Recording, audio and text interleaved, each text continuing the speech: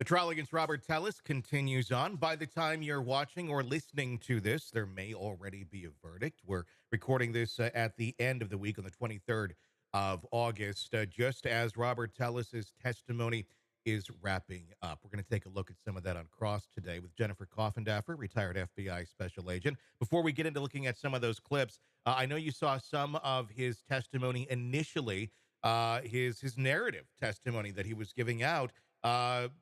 In his attorney, obviously, in that sort of a testimony situation, not sitting there, asking him questions. He's just kind of going off and telling what he thinks is real. What's been your reaction thus far from what we've seen?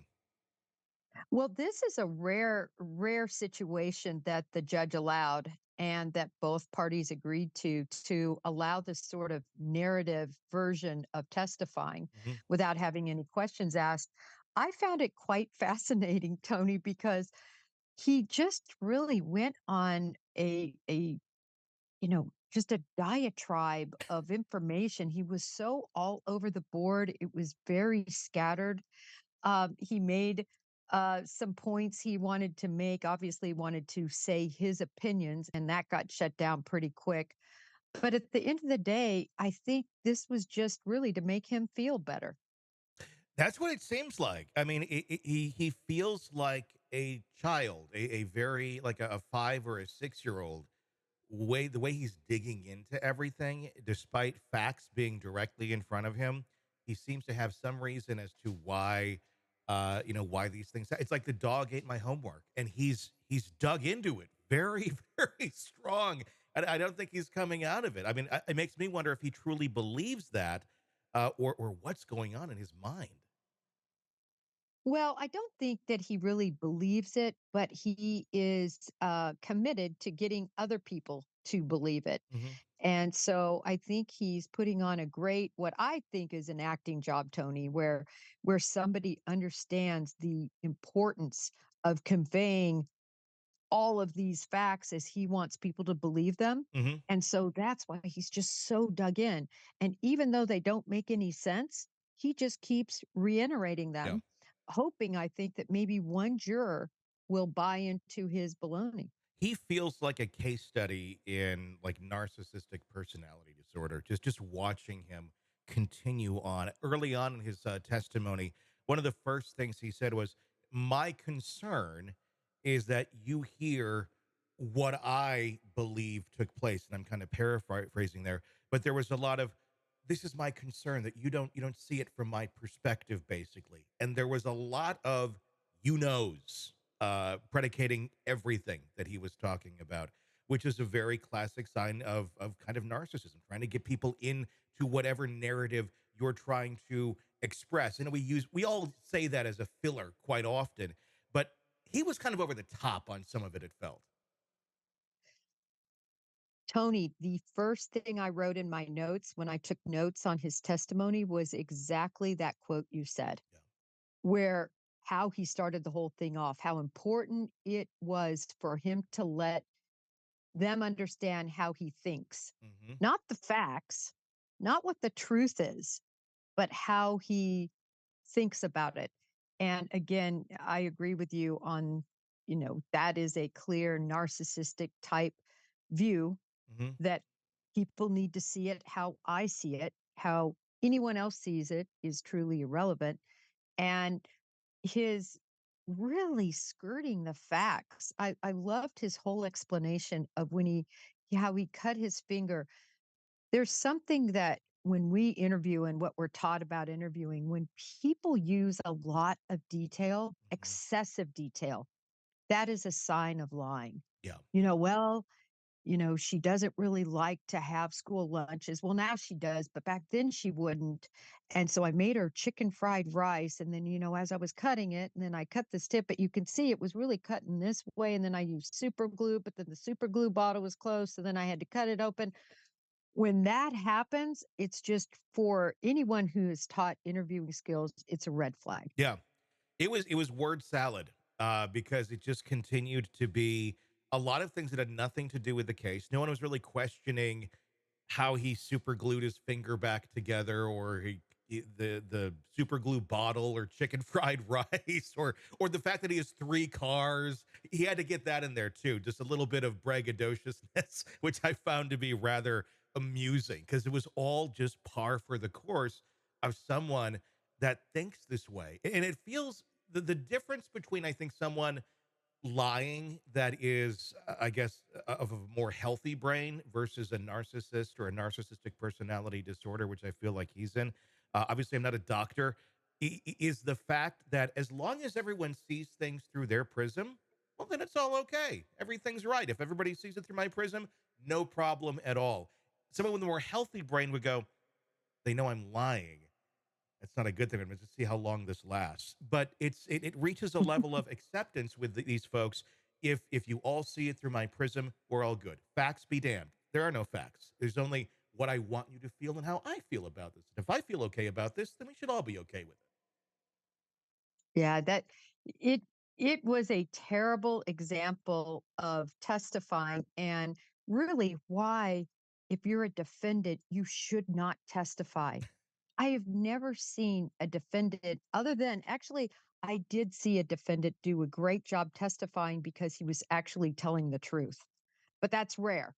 Yes. You know, so many people are guilty of the crimes they commit. Or there was the recent self-defense case of that woman who talked about her, abuse. That was very real and very relatable because she was telling the truth. Hmm. But when people get up on that stand and they're not telling the truth, it Hmm. just is so obvious to everyone Yeah. watching. In that jury, I can't wait to hear what they have to say if they speak to the media Yeah. about his testimony. I agree. I mean, this feels to me like he's winning the award this year for the worst defendant testifying on the stand. I think last year it went to Alec Murdaugh. It's gonna be a hard one to beat. By the end of the year, we're gonna give it awards. I think in December for this.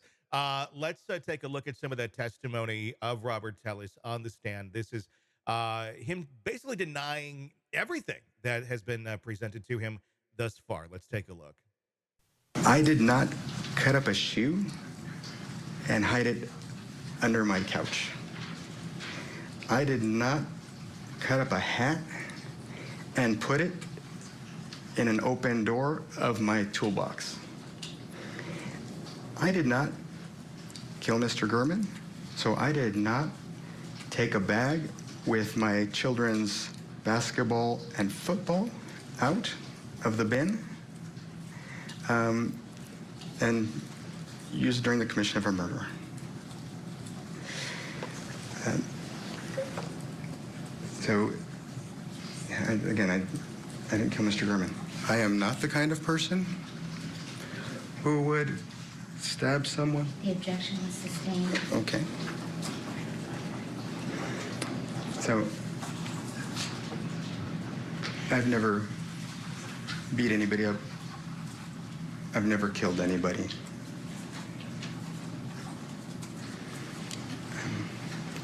I didn't kill Mr. Gurman. What do you make of that, especially his movements? He's one of the shiftiest people that I've seen on the stand. He's a pain in the ass to edit, to keep in frame because he's constantly he's over here, he's over here, he's down here, then he's up here, and he's saying the same things over and over. And the this the hand on the chin and the rubbing of the fingers constantly, and just this casual. I didn't do anything. Give me your feedback. Those are some of my reactions. Uh, I'm going to put it in a nutshell. Yeah. He's not a good liar. No. He just isn't. They actually need to use this in interrogation classes to teach some of the things to look for Yeah. because he pretty much wraps it up with his lack of eye contact, with, as you called it, shiftiness, rubbing the fingers, rubbing his face, looking down at critical times when he's talking about he doesn't, commit murder and he didn't commit murder. He's just a bad, bad liar. But I think he thinks he's a good liar. Yeah. He definitely does. It may not be that he believes his lies, but he believes other people will believe his lies, and that's what makes it very fascinating. I think he'll be shocked when he gets a guilty verdict, because he seems to have this very verbose, confident attitude about him when everybody's looking at this going, what an idiot. Like, what a freaking liar this guy is. We see little pieces here and there in a lot of the cases where the defendant testifies, but he like just checks all the boxes for like red flags. He does check all the boxes. And there was something very interesting early on in his testimony. Do you recall when he was checking off, if we're talking about checking off boxes, all the things that he had taught himself? He definitely wants to show how he's a self made man. He, went into real estate, he's been a mechanic, he's done all sorts of jack of all trades sort of work. And then, online, Mhm. got his law degree. And it was very interesting because he segued right into talking about how whoever did this murder was taught. In Yes. other words, they knew to go for how they chose to stab him in the heart and slice his throat up. And I was thinking, geez, you've just talked about how you taught yourself how to do everything under the sun. I bet you did a YouTube video how to best kill somebody with a knife, because it was just the perfect segue where I could see where his mind was going. Well, I mean, is it something you even need to research? I mean, it's like I think someone would really need to like research this, slash somebody's throat, stab them in the heart. I could ask my 12-year-old that question just from her playing video games or watching movies and being 12 of if you had to kill someone and they were attacking you and you had a knife, what would you do? She'd probably answer that. It's like Yeah. it's a common sense type thing. How do you end someone's life if you need to? Not if you want to go kill someone, but if you're being attacked or something, where would be some good spots to go? It's not hard. Yeah, no, you're right. It's absolutely intuitive, I suppose. If you have a knife, heart and neck would Yeah, be the good places to start. But it was that whole segue yeah, from being self-taught, and then it just made me think. I think he planned it in his brain. He taught himself in yeah. his brain. He had a plan when he approached Mr. Gurman. I Mhm. think it gave us some insight that this wasn't just well, we know it wasn't just a Harry Carey, Yeah. crime of passion. He saw him and did it. He planned it. But I think he planned it up to the detail of how he was going to execute him. Oh yeah, I think he did a lot of Googling. I'd say Chat GPT, but I don't think it existed at that moment in time yet. But yeah, I think he certainly looked this up a little bit. Honestly, because I think he's kind of an idiot, and he needs to learn his behavior. I think a lot of his reactions are that as well. I think they're learned behaviors. They're not natural reactions. They're over the top. I've said this before. It would be like if you were in high school acting class, and you were like playing that role in a court. The teacher would be like, "Okay, you're on track. You seem to have the emotions, but tone it down a little bit because it seems a bit much." That's what I feel like he's doing there on the stand. Let's take a look at some more testimony here in the trial of Robert Tellis. This is another ploy of his, which we've seen lately, is look at me. I'm the victim. Give me some sympathy. Nothing about the victim himself, Jeff Gurman, who's dead, but I am the victim here. Here he is crying on the stand, talking about how he chose to attempt suicide when he knew things were being closed in on him. Let's take a look at that. This is two.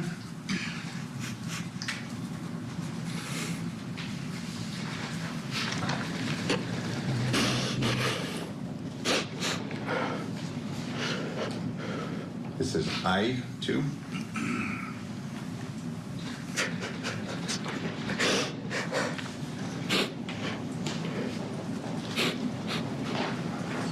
And this is J2.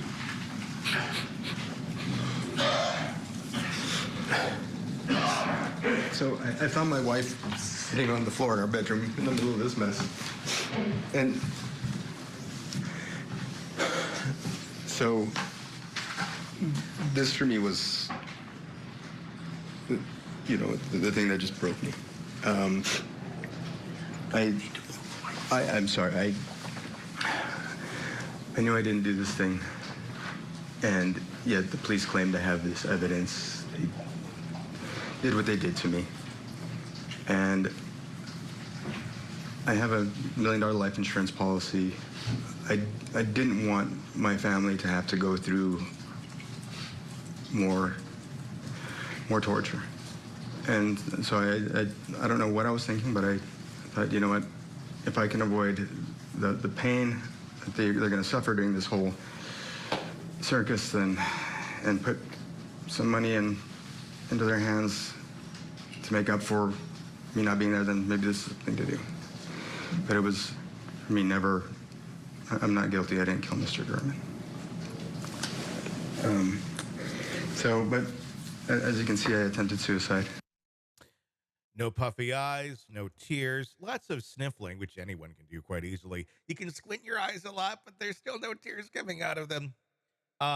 Yeah, what was your thoughts on that, of him talking about, I'm going to commit insurance fraud, basically?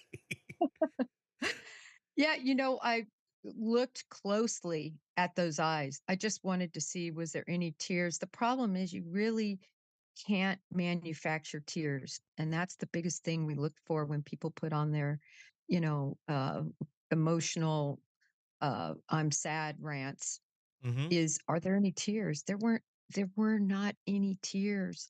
And the other piece of that was, I don't think he has a narcissist typically will not take their life. Mm-hmm.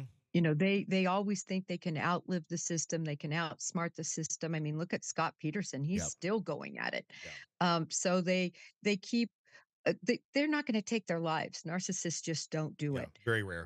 So I I think that was just all, uh, you know, uh, a pony show, dog and pony show, Yeah. to try to get the sympathy. Again, he knows he's an attorney. Mm-hmm. He has to get one juror to buy in to part of this. Mm-hmm. And that's what he's looking for. I don't think he's going to do it, No. but I know that that's what he's shooting for. Yeah, it's just so, I don't know. It's a train wreck watching this thing. But yeah, no red eyes, nothing. There's no sign and the other sign too is, I mean, have you ever been in a state where you're crying very hard about something? This is a horrible situation. If you're genuinely crying, you don't just come out of that like, oh, okay, by the way, this is how it all went down. No, I mean, your voice would be cracking. There'd be a level of hyperventilation almost, where it's kind of difficult to get words out. It's just boop, flip the switch, and I'm all good. I can talk about this like nothing happened. And that's I think another telltale sign here of it just being utter bullshit, and him just trying to somehow manipulate this tragedy into getting people to feel sorry for him, which I think is such a bizarre way to approach this. Of pity me. If you want to be found innocent, that's not the path to do it. Let's take a look here at another clip from the trial of Robert Tellis. This is Cross and him getting some tough questions dealt his way. Let's see how he reacts to that. You don't doubt that whoever that is killed Mr. Gehrman. That would be fair, right? Yes. Okay.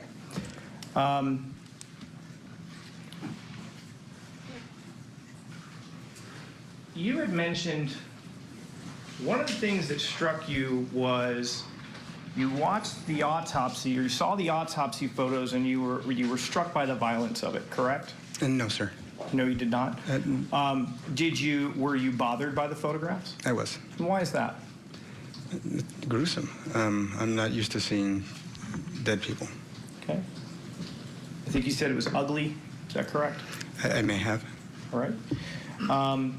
And you had told this jury that you felt like it looked like someone who knew what they were doing. Is that right? Yes, sir. You believe this was a professional hit? And that's what I believe. Okay. So, and you believe this killer is kind of almost like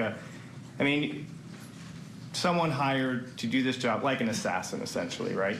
That is what I believe, yes, sir. All right. Now I want to take a look at this picture for a second.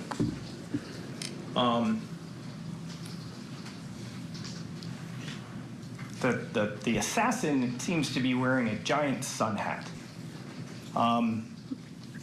It's a pretty big hat, right? Yes, sir. It's fairly noticeable, right? Mm-hmm.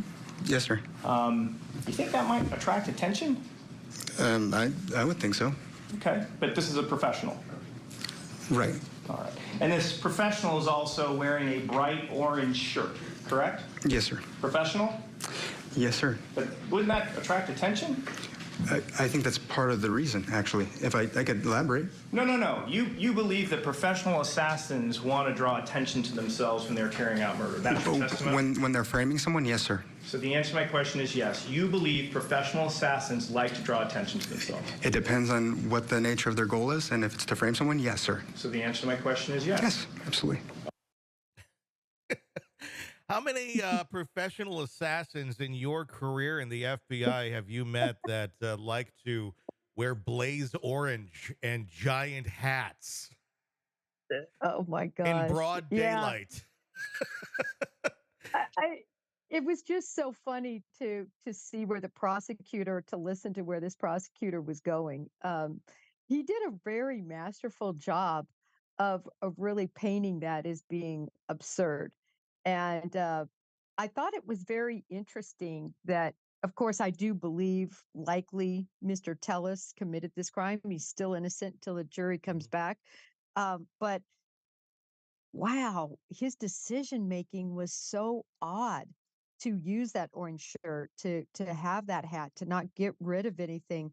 But I have to tell you, Tony, that's why the FBI and law enforcement's in business, because we're counting on the stupidity of the criminals, because those are the criminals that get caught and they make mistakes. Oh my God. And I'm wondering if this was all part of his thought process early on, if in fact he did this of, I'm going to be really obvious because it seems ridiculous. And somehow I'm going to spin this and make it seem like it's even more crazy that I would do that, which is utterly insane.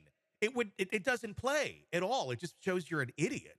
A professional assassin standing, like, why doesn't he have like playing a bullhorn or something and have a vehicle with loud noise coming out of it and a spray painted on the side? I'm a killer. I mean, it's insane. It's just insane. Let's watch one more clip of Robert Tellis, because this is the train wreck that doesn't end. Tellis trying to explain DNA underneath the fingernails of Jeff German. As well, he doesn't believe that that's even the case. Let's take a look at this. You were here yesterday and you talked for approximately 2 hours. Do you remember that? Yes, sir.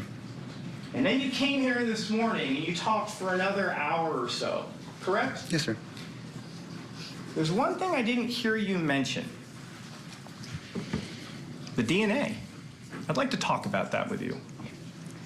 You're not disputing that your DNA is underneath Mr. Gehrman's fingernails, are you? Yes, I am. Okay. But you've heard the testimony. It's there, correct? I don't know if it was there or at what point it might have gotten there, sir. Okay. I'm not asking you how it got there. Are you really denying that your DNA is underneath the fingernails? Without knowing the truth, yes, I am. Okay. Well, you've heard witnesses testify. Right. So the DNA lab's in on it too? I don't know. I don't know at what point. I don't know what point this sample was collected.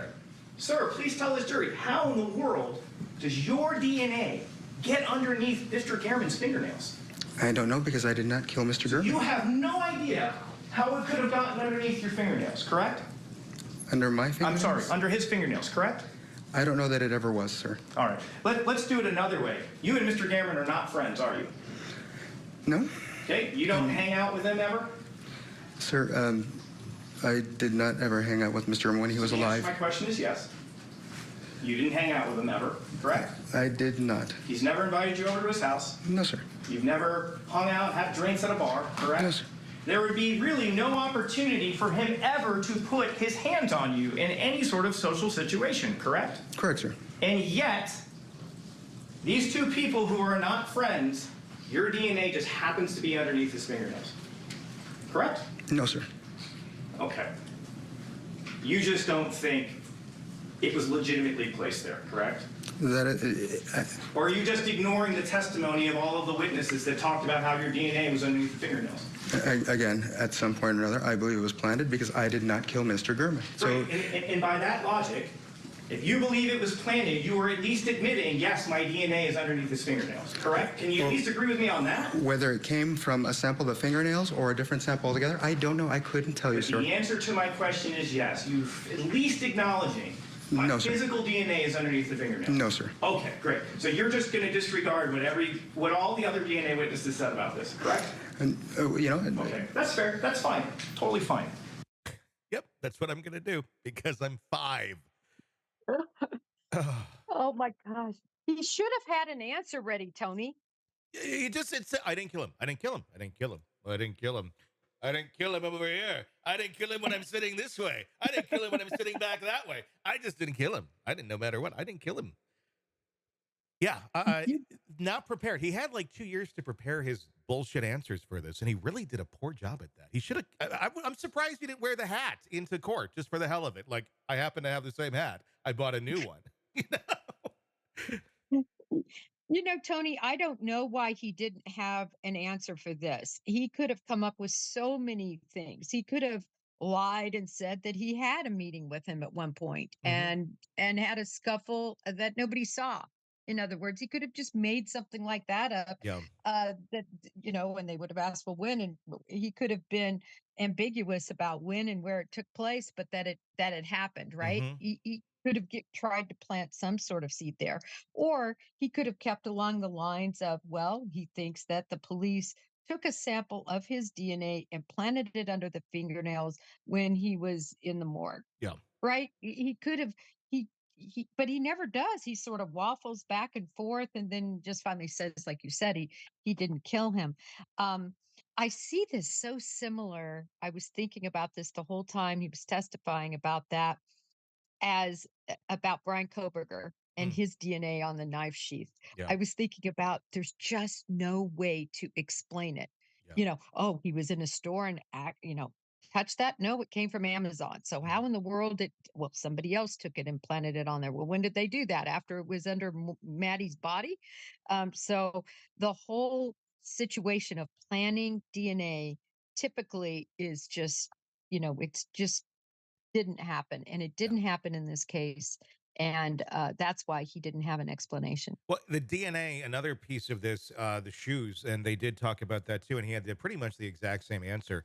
The shoes that were worn, the cheap Nikes, that all of his coworkers knew that he wore, that was also worn in the scene of the man who killed Jeff German. His DNA is in the shoes that were in his house, the one that was cut up and the one that was not cut up. He's saying that that was planted too. That somehow that DNA is there, or maybe it's a duplicate shoe. Maybe it's a different size that the killer wore. It is just shocking. I know. I mean, to a healthy brain, it is shocking, but to him, again, he's just sitting there thinking, makes sense to me. It should make sense to everybody else. That's what makes these people so scary. Not everybody who has a disorder like this goes and kills, but the potential for them to do it and not have any sort of emotional reaction or regard for repercussions is scary. And I think that's why we see so many people that do these things end up, fitting that exact profile. Yeah, it's true. Somebody once explained narcissism to me this way, and it really helped me understand it. Narcissist, as an example, you'll notice they a lot of times forget money when you go to lunch with them. They're constantly the people that are wanting other people to either pay for them or take care of them or cover this for them, do the administrative work for them, whatever it might Hmm. be, right? Yeah, And how it was explained to me is a true narcissist. And again, everybody has some of narcissistic course. traits, Yeah, but we're yeah. talking about The disorder. clinically Yeah. narcissistic, is those people truly believe you want to do that. You Hmm. want to believe them. You want to support them. You want to believe their lies. That you are really, team tell us. Hmm. And for them to think of the world any other way than everyone thinks like they think, uh, they just can't relate to that. Yeah. They truly can't relate. And they melt down. I mean, if you call them out on it, either they melt down or they just sit there like this and just, nope, nope, nope, nope, nope, because it's like kryptonite. The reality is kryptonite, and it gets scary if they do start breaking down. Just watching him sitting on the stand and denying it, it's just creepy. But my God, I mean, look at this. I mean, Gurman was calling him out on his stuff. Reality was coming to him. That's where he flipped out because he couldn't handle it. He had to stop someone from sharing these things, allegedly, that he was up to, that he was doing, because why should anyone know about these horrible things that he's doing? Because if no one knows, it's not horrible. But he was being exposed. So rather than just sitting there and denying it because he couldn't stop him, he had to put a stop to him, not just through words, but through actions, which is looking more and more clear like that's exactly what he did. And Tony, one more point I just wanted to make just about the victim he chose. Mhm. You know, it really is so important that journalists, true journalists, are able to expose public corruption, are able to expose situations of people like Tellus, and for him to die basically because he was being a good journalist, Yeah. because he was doing the right thing in setting forth his opinions and in exposing what he thought was very legitimate. It's really scary. I was looking it up, and I think he might be the only journalist that was murdered this year. Oh, And wow. Yeah. maybe you'll find another, but I was looking for that and I could only find him as a journalist murdered. And I think that's another reason why this case should really be remembered, is why the murder took place. Completely agree. Hey, thanks for checking out the video. Be sure to follow us wherever you download podcasts, and especially Apple Podcasts, where you can get advanced episode and premium content on our premium channel right there. Also, be sure to follow us on social media so you don't miss any breaking updates on the stories that matter to you most. We're on TikTok, X, Instagram, Facebook. Just search Hidden Killers Podcast with Tony Brueski, and you'll find us right there. Again, thanks for watching.